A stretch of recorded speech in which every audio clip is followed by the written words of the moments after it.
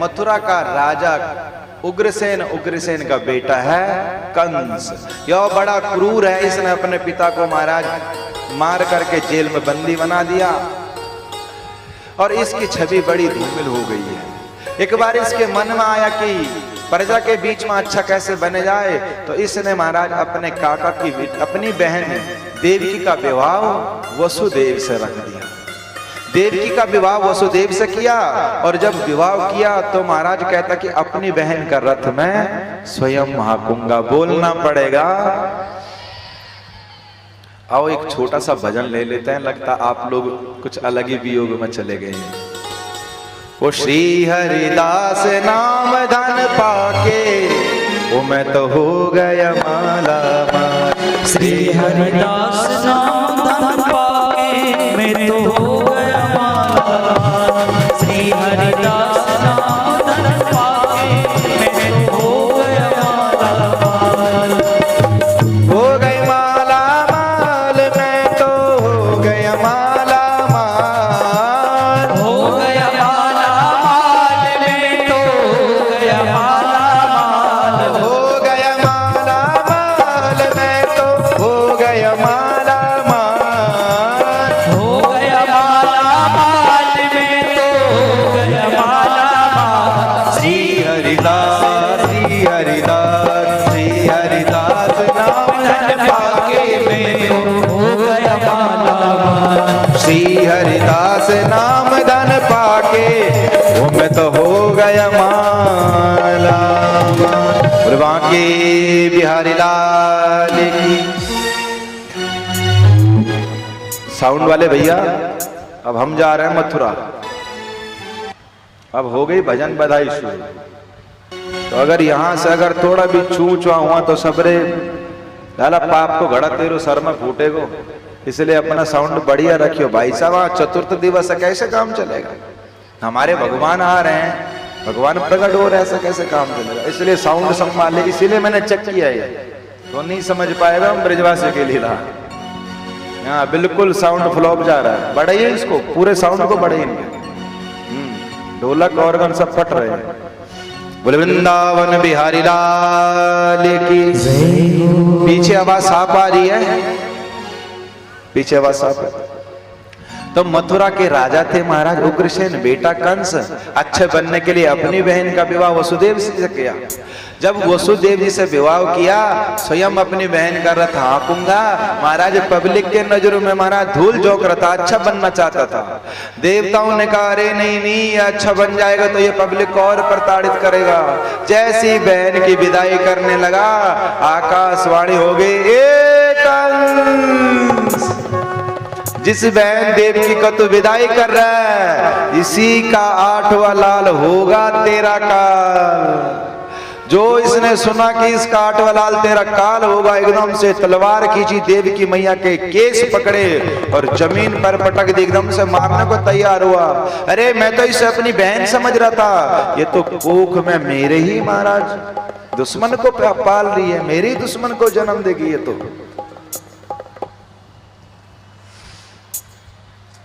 अब तो महाराज कंस एकदम से लाल पीला हो गया, मारने के लिए दौड़ा। वसुदेव जी उतरे, अरे कंस क्या कर रहे हो यार, अभी तुम्हारी बहन की विदाई भी नहीं हुई घर से, नया सुहाग अभी तो इसके कुछ भी नहीं उतारा और तुम अभी सही है हत्या करने जा रहे हो, भ्रूण हत्या करने जा रहे हो। कन्या का हत्या करोगे तुम, ब्रह्म हत्या का पाप लगेगा, गौ हत्या का पाप लगेगा तुम्हें, ये क्या कर रहे हो तुम? बोले इसके गर्भ में मेरा काल होगा, इसलिए मैं इसको समाप्त कर दूंगा। वसुदेव जी बोले सुन भाई, लाला माई के सुधार भैया। वसुदेव जी बोले सुन भैया कंस, अगर तुझे डर अगर इतना ही है कि हमारा 8वां लाल तुम्हारा काल होगा, मैं तुझे वचन देता हूं, मेरे जितने बालक होंगे मैं सब तुझे दे दूंगा, लेकिन तुम मेरी पत्नी को कुछ मत कर। कंस मान गया, देवकी वसुदेव को लेकर के सीधा जेल में डाल दिया और जेल में डाल करके हथकड़ी लगवा दी। हथकड़ी लगा दी महाराज। सब शुभ समय आया महाराज, आज वसुदेव जी का पहला बालक हुआ। बालक को लेकर के सीधा कंस के दरबार में पहुंचे। लो सरकार, ये पहला बालक है। कंस ने देखा, अरे राम राम, इस बालक को मार करके मैं कहीं पाप का भागीदारी ना बनना। अरे इस बालक से मेरा कोई लेना देना नहीं, ले जाइए इसको। जब उसको वापस कर दिया, नारद जी के मन में आया कि अरे ये पापी जब इसका पाप का घड़ा नहीं भरेगा तो फूटेगा कैसे, चलो पाप करवाओ इससे। तो नारद जी कमल का फूल लेकर गए और बोला भाई कंस, बोले हाँ, बोले ये कमल की पंखुड़ी गिन कितनी है, एक तरफ से गिनी, 1 2 3 4 5 6 7 8। बोले अब 8वीं से उल्टी गिन, बोले 1 2 3 4 5 6 7 8। बोले समझा, बोला नहीं, बोले पहले भी 8वीं हो सकती है और 8वीं अभी पहले हो सकता है। कंस एकदम से जग गया, पुनः गया और जा करके पहला पुत्र को पकड़ा और एकदम से पटक करके उसकी हत्या कर दी। बोलना पड़ेगा। नारद जी बोले चिंता मत कर, तेरे भी महाराज घड़ा भर रहा है। ऐसी 6 पुत्र हुए, 6 पुत्रों की हत्या कर दी। 7वें में महाराज साक्षात बलदेव भगवान संकर्षण के रूप में आए, सीधा रेवती मैया के गर्भ में पहुंचा दिया। अब की बार बोल वृंदावन बिहारी लाल की। 7वां गर्भ हुआ, सीधा महाराज जा करके यशोदा के गर्भ में पहुंचा दिया। और जैसी महाराज 8वें गर्भ की बारी आई तो महाराज देवकी मैया का चेहरे का तेज ही कुछ और होने लग गया। बोलना पड़ेगा, देवकी मैया का चेहरे का तेज महाराज कुछ अद्भुत होने लग गया। अब तो कंस भी जाता तो महाराज कंस को भी डर लगने लग गया, मुझे लगता मेरा काल अब इसके गर्भ में आ गया।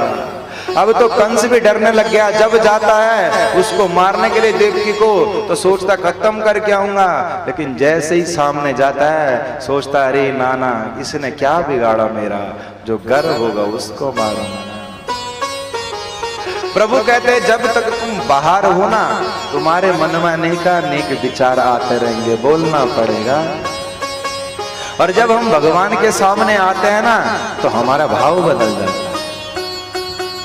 जैसे अभी सबके सब यहाँ कथा पांडाल में है तो मन कितना अच्छा लगा होगा, सोच रहे यहाँ से चोरी नहीं करेंगे, चुगली नहीं करेंगे, पाप नहीं करेंगे, अरे सब मोह माया है, भगवान का भजन करेंगे। लेकिन जैसे ही बाहर जाएंगे और कहीं गलती से किसी ने अगर चप्पल चुरा दिए होंगे तो सबके सब कथा का ज्ञान खत्म और मोह माया में पड़ जाते हैं। बोलना पड़ेगा। 3 घंटे की बैठा हुआ व्यर्थ, वो 80 रुपए 50 रुपए की चप्पल में महाराज पूरी कथा बर्बाद कर देते हैं। वही कंस के साथ भी हुआ। देवकी मैया के सामने जाता तो सब कुछ भूल जाता है और इधर आता तो बोलता उसको मार दूंगा। अब तो महाराज कंस कभी आगे कभी पीछे जाए, सोचता है जो भी होगा देखा जाएगा। और महाराज वो शुभ समय आया, वो शुभ समय आया।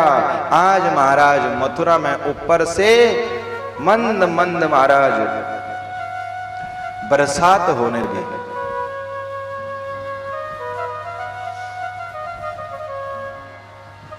मथुरापुरी में आज बिल्कुल सुनसान, ना जाने ऐसा क्या होने लग गया। एकदम से सुंदर सी हवा चलने लग गई, ऊपर से महाराज बूंदाबांदी होने लग गई। महाराज मोर भी रात को कूकने से लग गए। अब तो ऐसा लग रहा है कि जैसे साक्षात प्रभु अवतार लेंगे। महाराज शुभ समय महाराज आया, भाद्रपद का मास, कृष्ण पक्ष, अष्टमी तिथि, रोहिणी नक्षत्र, ठीक रात के 12 बजे मथुरा कंस के कारागार में प्रभु चतुर्भुज रूप में प्रकट हुए हैं। बोले प्रभु नारायण भगवान की। महाराज नारायण प्रभु शंख चक्र गदा चतुर्भुज रूप में जेल में प्रकट हुए हैं। जैसी चतुर्भुज रूप में देखा महाराज एकदम से देवकी मैया घबरा गई। अरे अरे बेटा बेटा, मैं तो तुझे बेटा बना के मांग रही, तू तो बाल बन के आया। बोले मैया मैं तुझे समझाने के लिए आया हूँ। बोले क्या? बोले एक काम करना, मैं जैसे ही जन्म लूंगा मुझे सर में रख करके सीधा जा करके गोकुल छोड़ देना। गोकुल में योग माया होगी, योग माया को उठा कर लेके आना। वसुदेव जी बोले हथकड़िया लगी है, उसके चिंता तुम मत करो, उसकी चिंता मैं करूंगा। बोलना पड़ेगा।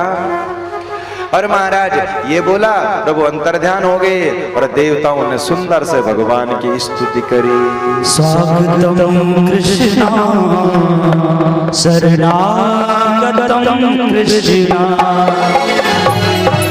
स्वागतम कृष्णा शरणागतम कृष्णा, स्वागतम कृष्णा सुस्वागतम कृष्णा,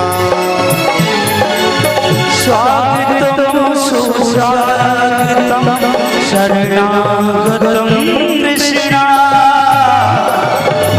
स्वागतम सुस्वागतम शरणागतम